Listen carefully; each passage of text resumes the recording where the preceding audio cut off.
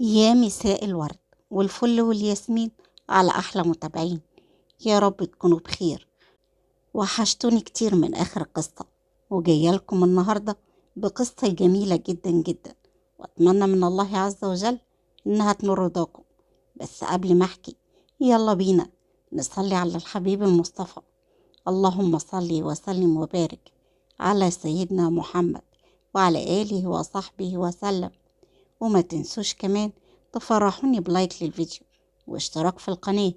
ويلا بينا بقى نشوف قصتنا بتحكي عن ايه النهاردة. اختي هتتكسر قوي لو عرفت اللي حصل بينا، هتبقى مصيبة لو عرفت اني اتجوزتك. يزن بسخرية: هو انا كنت ضربتك على ايدك لما قربتي مني وحصل اللي حصل؟ مش انت اللي اتجوزتيني بإرادتك؟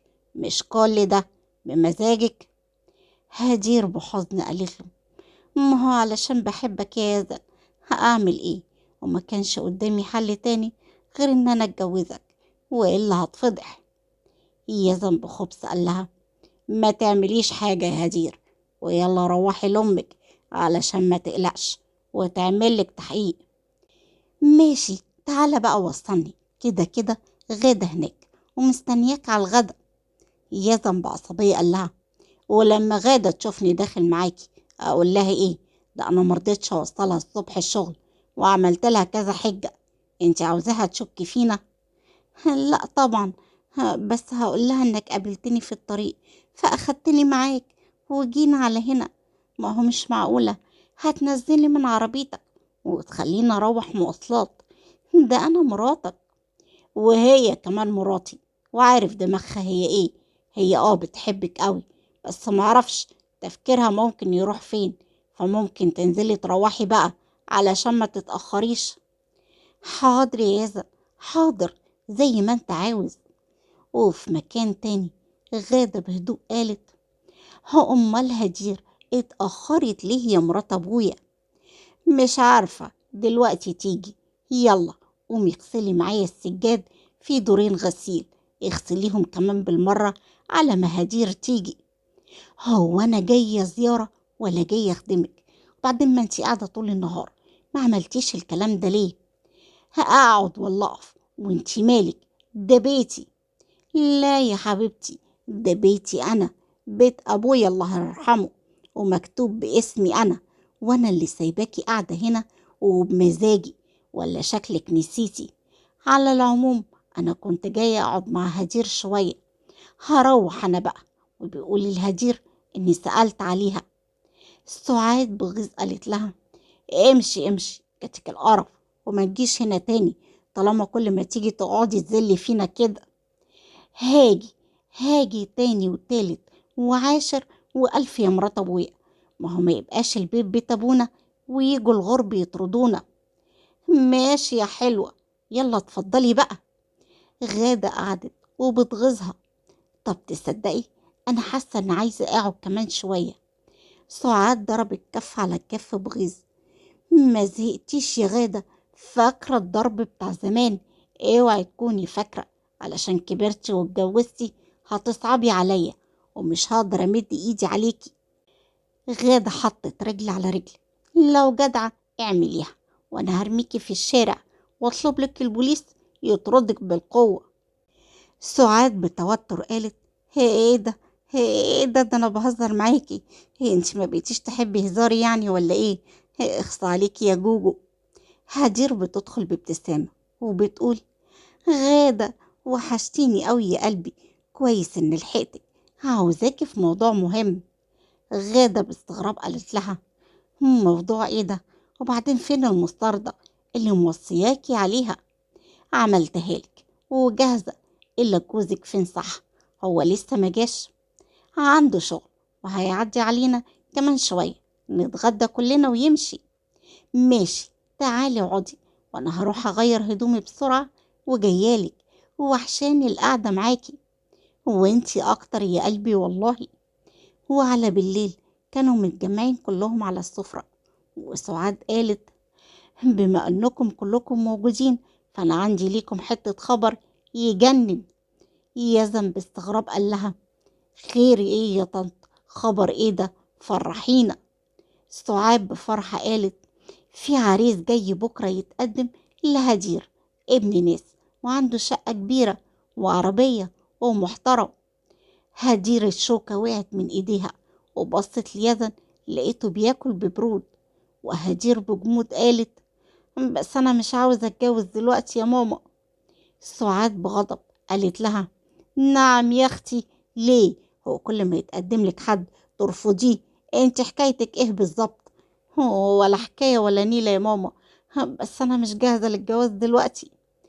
غادة اتكلمت وقالت ليه يا هدير؟ انت متخرجة وعروسة زي القمر اهو، ومش ناقصك حاجة غير انك تعملي أسرة. انا رأيي قلته ومش هرجع فيه. يزن بهدوء قال بس أنا معاهم في رأيهم. أنا شايف إنك توافقي على العريس طالما ابن ناس ومرتاح ماديا. هدير بصدمة بصت له وقالت أوافق عليه؟ أنت بتتكلم بجد؟ قصدي هو ده رأيك يا يزن؟ يا هدير، العمر بيجري ولازم تفكري في مستقبلك. هدير بصت له بصدمة وسكتت. وسعاد ببرود قالت لها كلنا موافقين، وده آخر كلام. هتقابلي العريس بكرة. هتجوزيني غصب عني يا ماما؟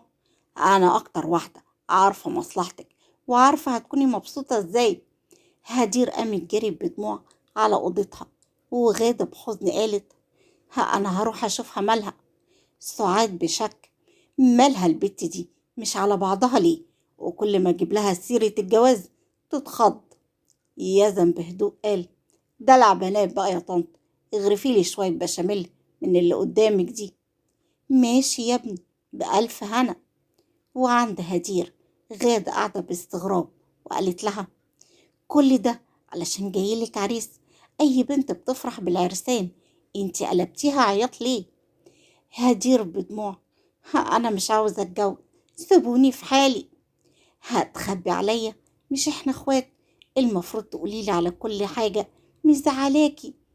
هي انت اللي مزعلاني، انا حاسه بذنب كبير ناحيتك يا غاده. غاده بعدم فهم ذنب ايه اللي انت حاسه بيه، وايه علاقته بالجواز؟ مش فاهمه. هدير بتوتر قالت بذنب انه اه امي جوزتك يزن زمان غصب، فلما بشوفك زعلانه مع يزن بحس بالذنب، ومش عاوزه اكون زيك، مش عاوزه اتجوز حد غصب عني واندم بعد كده. بس دلوقتي أنا مبسوطة مع يزن وحبيته، وهو بيحبني قوي كمان، ونفسنا نخلف عيال كتير يملوا علينا الشقة ويقولولك يا خالته دودي.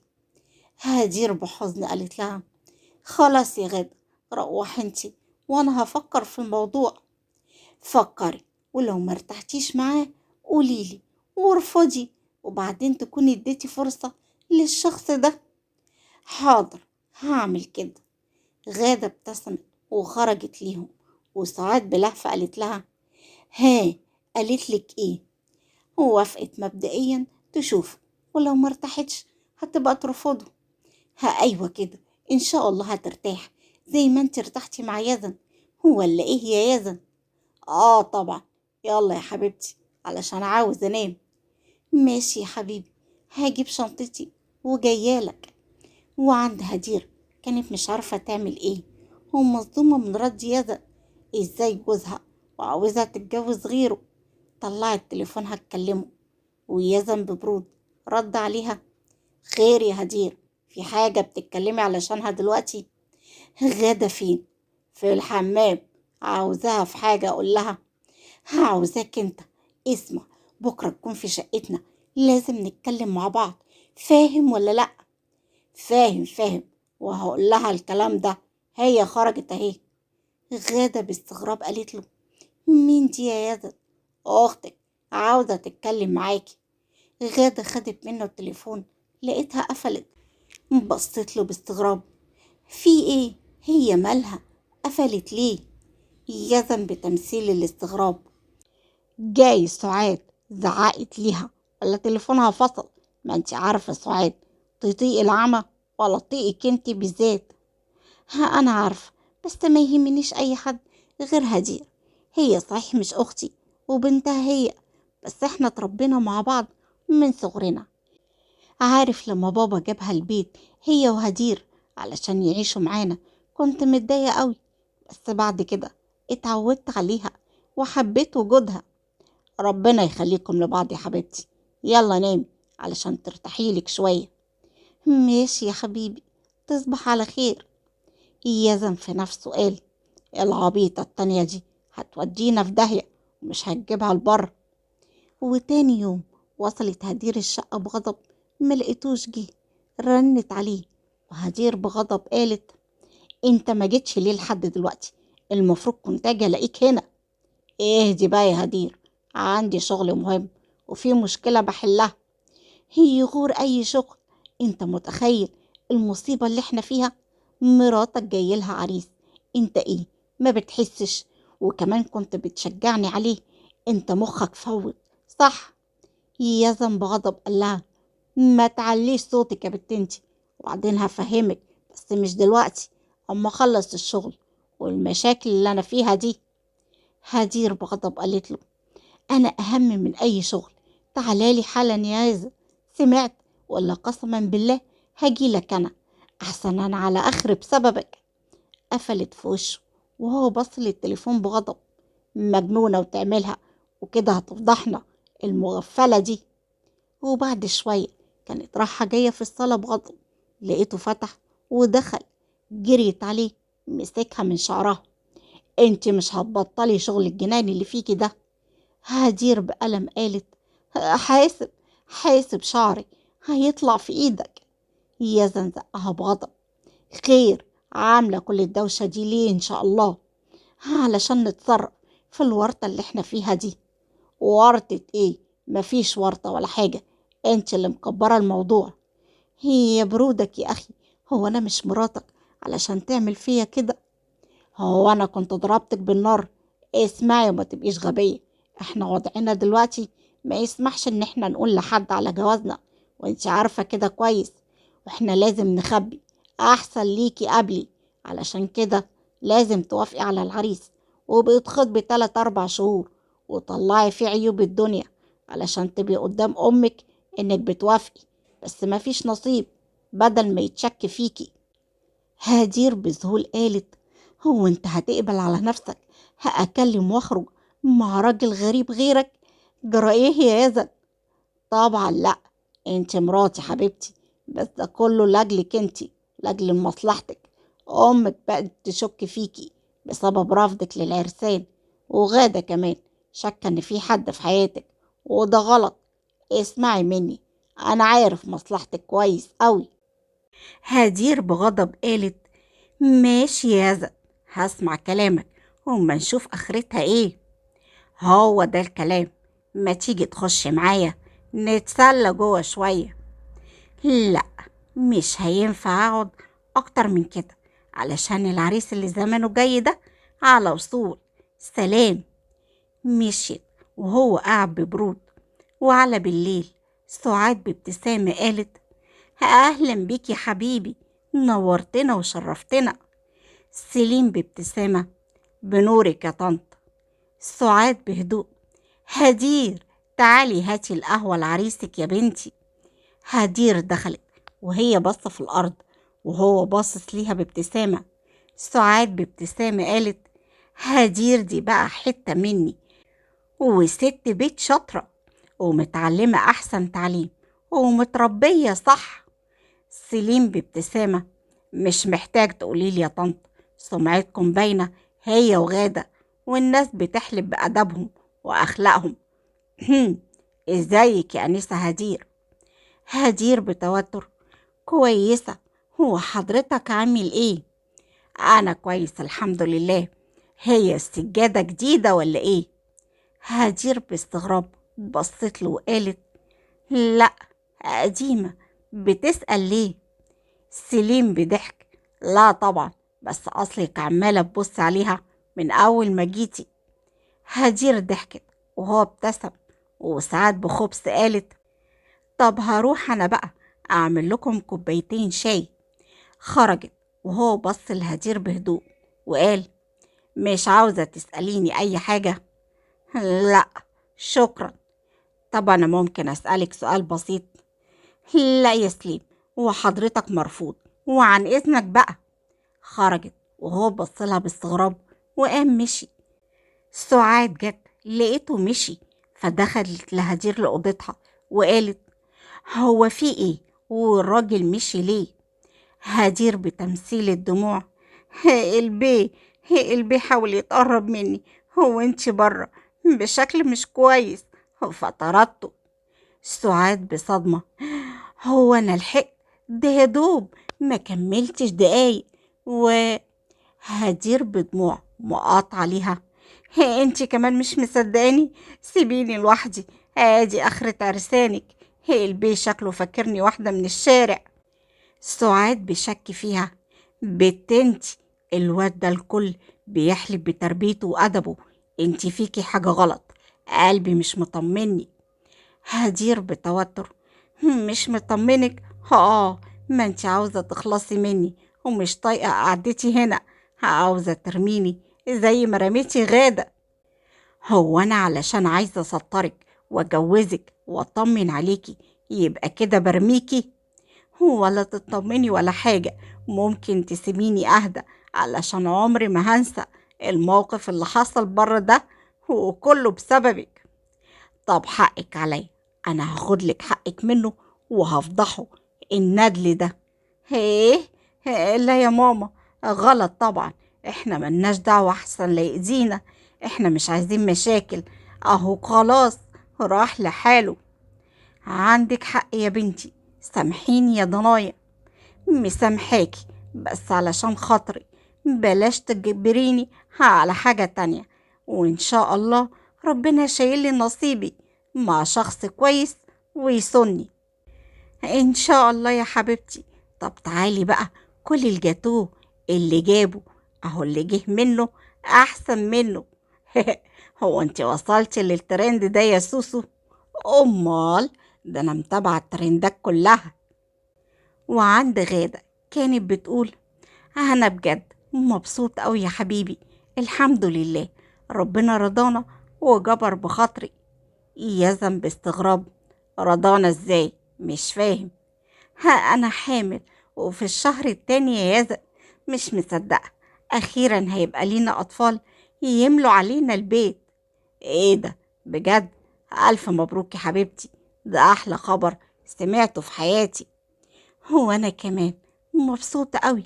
تعالى نروح عند بيت أبويا ونشوف هدير عملت إيه مع عريسها. أكيد هتوافق، ربنا يفرحنا بيها، أحسن أنا خايف من اللي شفته يكون صح. غادة باستغراب قالت: شفت إيه؟ بصي، أنا ما كنتش عايزة أقولك، بس علشان خايف عليها وهي زي أختي. أنا شفتها قبل كده من يومين، كانت راكبة عربية مع واحد ونزلت وناديها، خافوا وهربوا بالعربية، ولما وجهتها أنكرت وقالت إنه مجرد تشابه وإن أنا غلطان. سكت، بس خايف بقى يكون في حاجة غلط. غادة بصدمة: هدير؟